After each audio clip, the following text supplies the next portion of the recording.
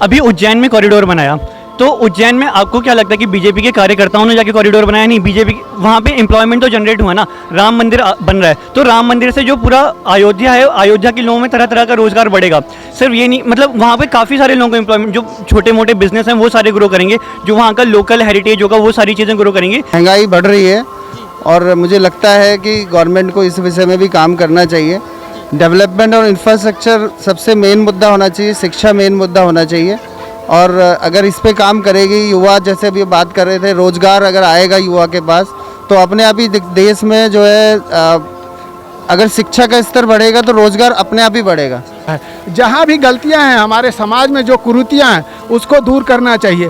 और वो हिंदू, मुस्लिम, सिख, ईसाई सब मिलके हैं, सब भाई भाई। अभी युवा बहुत ही बेरोजगार पड़े हुए हैं, बैठे हुए हैं, चाहे और ये महंगाई दर कुछ ज़्यादा ही अभी बढ़ गया है ना।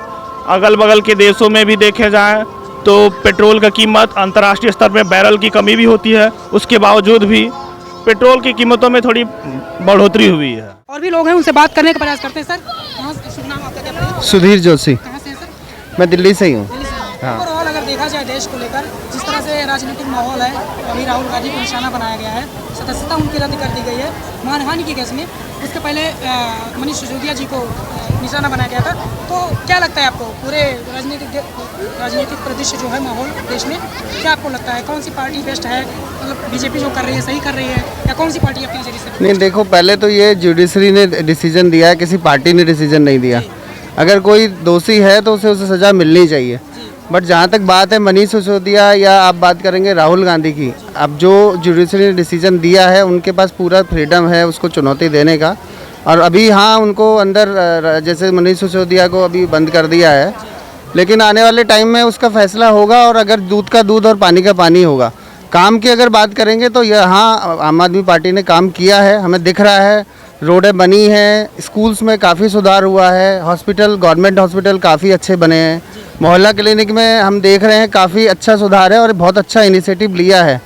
अब अगर फिर भी उन्होंने भ्रष्टाचार किया है तो उन्हें सज़ा मिलनी चाहिए, और नहीं किया और अगर वो स्पष्ट रूप से अगर उनके ऊपर कोई ऐसे दोष लगाए गए हैं तो वो छूटेंगे। ऐसा तो नहीं है कि उनको हमेशा ही को, मतलब गवर्नमेंट का प्रेशर है, दबाव में उस पर ऐसा की सारी कार्य। देखो ये तो होता ही है अपोजिशन, और जब भी कोई सत्ता में आता है तो कई लोग मिसयूज़ भी करते हैं, कुछ काम भी करते हैं। बीजेपी ने भी अभी अगर गडकरी का काम आप बोलोगे, रोड्स आप देखोगे, अभी हाईवेज अच्छे बना दिए हैं। तो अब ऐसा नहीं कि हर पार्टी में भ्रष्ट भी हैं और हर पार्टी में अच्छे लोग भी हैं। तो ओवरऑल आने वाले समय में 2024 में कुछ ही महीने बाकी हैं चुनाव में, किसको देखना चाहेंगे आप? मतलब आपके नज़र से कौन बेस्ट है, कौन? मैं तो अभी केंद्र में बीजेपी को ही देखना चाहूँगा, लेकिन दिल्ली में अभी भी हमारा विश्वास केजरीवाल पे है। केजरीवाल भी विश्वास है आपके नज़र से? जो मेन मुद्दे हैं, हम मेन मुद्दों को लेकर बात कर रहे हैं, शिक्षा, स्वास्थ्य, महंगाई, बेरोजगारी, ये जो बेस मुद्दे हैं जमीनी स्तर के लिए, मध्यम वर्ग के लिए, आपको नहीं लगता कि मतलब ये चीज़ें अभी बहुत नीचे हैं, होनी चाहिए? बिल्कुल, महंगाई बढ़ रही है और मुझे लगता है कि गवर्नमेंट को इस विषय में भी काम करना चाहिए। डेवलपमेंट और इंफ्रास्ट्रक्चर सबसे मेन मुद्दा होना चाहिए, शिक्षा मेन मुद्दा होना चाहिए। और अगर इस पे काम करेगी युवा, जैसे अभी बात कर रहे थे, रोज़गार अगर आएगा युवा के पास तो अपने आप ही देश में जो है अगर शिक्षा का स्तर बढ़ेगा तो रोज़गार अपने आप ही बढ़ेगा। शिक्षा को खाली शिक्षा के लिए नहीं करना है, शिक्षा को जागरूक होना चाहिए। शिक्षा ऐसी होनी चाहिए जिससे लोग उससे कुछ डेवलपमेंट पा सकें, उससे उनके स्किल सेट में इम्प्रूवमेंट आ सके।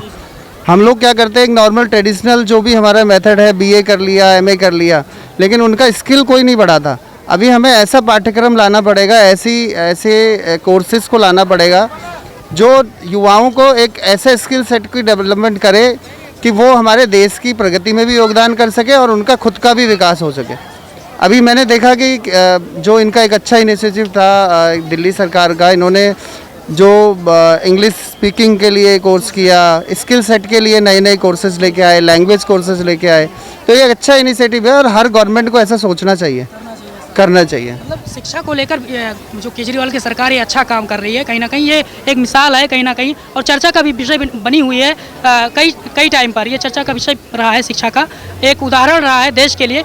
लेकिन ये सारी चीज़ें तो सही हैं, लेकिन आपको नहीं लगता कि मतलब सत्ता जो ये बीजेपी की सरकार कर रही है, योगी की सरकार जो है यूपी में वो कर रही है जातिवादिता को लेकर और हिंदुत्व को लेकर और मंदिर को लेकर, ये इन्हीं मुद्दों तक सिमट गई है वो राजनीति की जो बेस मुद्दे हैं वो? नहीं, ये मुद्दा उन्होंने अभी तक जो किया है उनका इनिशिएटिव भी रियली सराहनीय है, उन्होंने जो काम किए हैं अभी तक।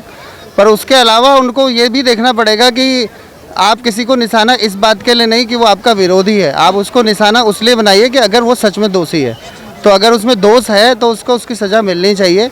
पर विरोध इसलिए नहीं कि वो हम आपका विपक्षी है। हमें विपक्ष भी, पहले का विपक्ष जो होता था, जो हमने सुना वाजपेयी जी को भी लेके गए थे, कांग्रेस ने खुद उनको बुलाया था कि आप विपक्षी होते हुए भी हमारा प्रतिनिधि करें। तो हमारी जो सोच है वो उस तरह से होनी चाहिए, ना कि हम राजनीति नीचे गिर के करें। हाँ, विपक्ष भी एक तरह से बहुत अहम मजबूत एक होना स्तंभ होता है कहीं ना कहीं, जो सामने जो जिसकी सरकार होती है उसको सही दिशा देने के लिए, कमियां बताने के लिए विपक्ष होना बहुत ज़रूरी है। तो आपका बहुत बहुत धन्यवाद हमसे जुड़ने के लिए, बात करने के लिए। बहुत अच्छी अच्छी सही बातें आपने बताई, सामने रखी। युवाओं के लिए जो विकास का जो अहम पहलू होते हैं, शिक्षा, स्वास्थ्य और ये जो मेन मुद्दे हैं, इनको इस पर काम करना चाहिए। हमें पार्टीवादिता में न जाकर देश के लिए, समाज के लिए जो सही दिशा दिखाए, जो पार्टी हमारे लिए अच्छा काम करे उसको चुने और उसको सत्ता में लाएं, जिससे कि हमारा विकास हो, देश का विकास हो और हमारा नाम हो। बहुत बहुत धन्यवाद हमारे साथ जुड़ने के लिए, बात करने के लिए। और भी यहाँ पर लोग हैं। मैं राजनीतिक विशेषज्ञ नहीं हूँ, लेकिन आम जनता के नाते मैं सिर्फ यही बताना चाहता हूँ, सबको विकास की और सबको बोलने की अनुमति होनी चाहिए और सब में डेवलपमेंट होना चाहिए। जनरल पब्लिक को ज़्यादा राजनीति से दूर होकर अपने आप में विकास होगा तो देश का विकास होगा। और हम सब मिलके एक सशक्त राष्ट्र की स्थापना करना चाहते हैं। हाँ, सारे लोग सशक्त बने, अपने आप में फाइनेंशियली हेल्दी और वेल्दी बने, तो हमारा देश ऑटोमेटिक विश्वगुरु बन जाएगा। बहुत सही बात आपने कही है, लेकिन ये कैसे होगा? जिस तरह से राजनीति हो रहा है उसके बारे में हम आपका पक्ष जानना चाह रहे हैं। एक नागरिक के नाते, एक आम नागरिक के नाते आपको ये जो राजनीतिक माहौल है इस समय किस तरह से देखते हैं आप? दृष्टिकोण आपका क्या है? मतलब सही है, गलत है, या आने वाले समय में कुछ समय बाद चुनाव भी है? देखिए, चुनाव के दृष्टिकोण से चूंकि हम लोग बहुत दूर रहते हैं इससे, तो हम लोग उसमें ज़्यादा पक्ष विपक्ष दोनों तरफ देखना चाहिए। हर आदमी का पक्ष भी होता है, विपक्ष भी होता है। जहाँ भी गलतियाँ हैं हमारे समाज में, जो कुरीतियाँ हैं उसको दूर करना चाहिए। और वो हिंदू, मुस्लिम, सिख, ईसाई सब मिलके हैं, सब भाई भाई, और इस सशक्त राष्ट्र को सबको वोट करना चाहिए। मेरे हिसाब से जो जहाँ है वो वोटिंग राइट्स होनी चाहिए, सबको अच्छे से वोट करें और देश को अच्छे जो भी पॉलिटिकल पार्टी हैं उसके ऊपर अपने आप को केंद्रित करके दिल से पूछ के अपने MP का सिलेक्शन करें। और सभी लेकिन जो कि माहौल है जातिवादिता को लेकर, हिंदुत्व को लेकर, मंदिर को लेकर, इन्हीं सब चीज़ों को इसमें मेरी जानकारी थोड़ी कम है, इसीलिए मैं नहीं बता सकता हूं। लेकिन भारत को GDP जो है विश्व का जो से पहले चल रहा था 300 ईयर्स बिफोर, 500 बिफोर, 35% होना चाहिए GDP पूरे वर्ल्ड का, ग्लोबल का। हम सिर्फ इकोनॉमिक की बात करेंगे, हेल्थ की बात करेंगे, हमें धर्म, जाति और इससे मतलब नहीं है। हमें आगे बढ़ना है, सबको आगे बढ़ना है। ये होगा संविधान में अगर संशोधन की आवश्यकता है। संविधान तो बहुत अच्छे लिखे हुए हैं, उसमें कोई संशोधन की आवश्यकता नहीं है। सब कोई अपने आप से ईमानदारी पूर्वक काम करेंगे तो अपने आप हो जाएगी। सत्ता में बैठे हुए उन लोगों का नहीं, मैं उसमें कमेंट नहीं करना चाहता हूँ, क्योंकि मैं पॉलिटिकल आदमी नहीं हूँ। किसी भी पक्ष को मैं अपना पक्ष नहीं समझता हूँ। समूचे राष्ट्र के लिए हमारा कोई भी आएगा, चाहे वो कांग्रेस हो चाहे BJP हो, सब देश के लिए विकास करे, हम लोग बहुत प्रसन्न रहेंगे। नाम क्या पड़ेगा? मेरा नाम है DN झा। कहाँ से हैं आप? मैं बिहार से हूँ। बहुत बहुत धन्यवाद आपका हमसे जुड़ने के लिए। बहुत सही बात कही है मंगल जी ने कि हमारे देश का विकास होना चाहिए। हमें जातिवादिता में, इन सारी चीज़ों में ना भटकते हुए हमें अपने देश को केंद्रित करना चाहिए, देश को सही दिशा देने के लिए काम करना चाहिए। और भी बहुत सारे लोग हैं देश में, देख सकते हैं कि फॉरेनर्स भी कुछ लोग हमारे साथ आए हुए हैं एंजॉय करने के लिए। तो और भी लोगों से हम बात करते हैं, जानने का प्रयास करते हैं। देखिए, ये जो राहुल गांधी जी ने 2019 में जो बयान दिया था, उन्होंने भी बहुत गलत तरीक़ा से बोल दिया। किसी समाज के बारे में, एक इंसान को लेके पूरे समाज को गलत बोलना वो गलत है। और दूसरी बात है कि मेरा अपना मानना है कि अभी जो मीडिया को कहा जाता है लोग चौथा स्तंभ माना जाता है, उन्होंने में भी अभी जो पक्ष में या विपक्ष में हैं उनसे मुखर तरीक़े से सवाल नहीं पूछ पाते हैं, तो वो मुझे एक कमी दिखती है पत्रकारिता के क्षेत्र में। बाकी बात जो पक्ष में हैं वो मोदी जी काम भी अच्छा कर रहे हैं, उनमें कोई डाउट नहीं है। और राहुल गांधी की सदस्यता जाना ये तो खैर वो न्यायालय का डिसीजन है और उसका हम सम्मान करते हैं, है ना, उस पर मैं कुछ बोल नहीं पाऊँगा। आपको नहीं लगता कि मतलब सरकार की मतलब प्रेशर में ऐसा ये सारी कार्रवाइयाँ हुई हैं? प्रेशर में कह सकते हैं कि जो उनके चीफ जस्टिस थे वो बदले गए, उनके बाद डिसीजन आया है, तो थोड़ा सा राजनीतिक इसमें परिप्रेक्ष्य तो शामिल हुआ है, लेकिन पूरी तरीक़ा से कह नहीं सकते हैं। लेकिन न्यायालय एक न्यायपालिका स्वतंत्र बॉडी है और वो अपना डिसीजन उसका हम लोग आदर करते हैं, उसका सम्मान करते हैं। कुछ महीनों के बाद ही 24 में चुनाव है। जी जी जी जी जी। आपको क्या लगता है कौन सामने किसको देखते हैं? देखिए, वो अभी पक्ष में जो भी पार्टी है वो काम अच्छा है, प्लस विपक्ष में वैसा कोई बेहतरीन चेहरा नहीं है, लोगों की आम भावना जो यही रही है, तो मुझे तो लगता है मोदी जी फिर से आने चाहिए। आने चाहिए, आने चाहिए। लेकिन जो बेस आधार है बेरोजगारी ले लिया जाए, हाँ, ये अभी जो भी पार्टी पक्ष में बैठी है वो किन्हीं किन्हीं मुद्दों में सफल नहीं हो पाई है, जैसे बेरोजगारी उसमें बहुत ही बड़ा है। अभी युवा बहुत ही बेरोजगार पड़े हुए हैं, बैठे हुए हैं, चाहे और ये महंगाई दर कुछ ज़्यादा ही अभी बढ़ गया है ना। अगल बगल के देशों में भी देखे जाए तो पेट्रोल का कीमत अंतर्राष्ट्रीय स्तर में बैरल की कमी भी होती है, उसके बावजूद भी पेट्रोल की कीमतों में थोड़ी बढ़ोतरी हुई है ना, तो उसमें थोड़ा नियंत्रण चाहिए।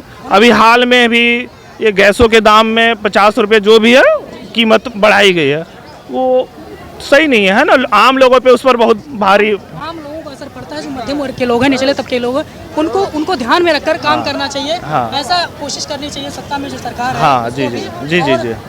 तो क्या लगता है बीजेपी ही सत्ता में आने का? बीजेपी है, मुझे तो लगता है, मेरी राय है वो ही आएगी, क्योंकि विपक्ष में कांग्रेस अभी वैसी वैसा कोई दिख नहीं रहा चेहरा है। मुश्किल है, क्योंकि अभी जो राहुल गांधी जी की आपने पार्लियामेंट की सदस्यता रद्द करी है, उसके बाद 14 विपक्षी दल जो हैं वो एक हो गए हैं।